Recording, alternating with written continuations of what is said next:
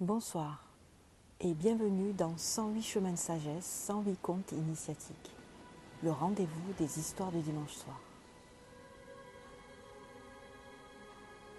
Veuillez vous installer confortablement et écouter l'histoire qui suit.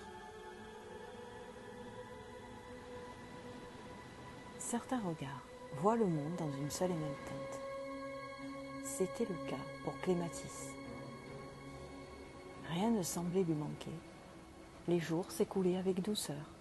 Les formes étaient présentes et la lumière aussi. Mais tout se fondait dans une nuance unique, comme si le monde avait choisi de ne pas se déployer davantage. Cela lui allait, car c'était simple et paisible. Pourtant, un après-midi, en cherchant distraitement dans un tiroir ancien, ses doigts rencontrèrent un petit objet. C'était un cristal, transparent, presque immobile, traversé d'une clarté silencieuse. Elle le fit glisser entre ses doigts, sentit sa fraîcheur, le leva légèrement vers la fenêtre, à la lumière, puis le posa là, sans y penser davantage.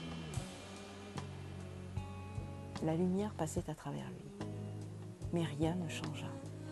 Alors, elle l'oublia. Puis, la pluie arriva, fine, régulière, comme un voile délicat posé sur le monde. Et avec elle, quelque chose se transforma. La lumière devient plus souple, plus vivante, comme si elle voulait se frayer un passage. Et à travers le cristal, une première irisation apparut. Clématis, à ce moment-là, plissa légèrement les yeux. Puis une autre, puis encore une autre. Des fragments de couleurs se déposaient dans l'air, légers, presque irréels. Elle s'approcha délicatement du cristal et cette fois, son attention se déposa. Ses pieds étaient posés au sol, le calme autour d'elle, la respiration qui revenait doucement.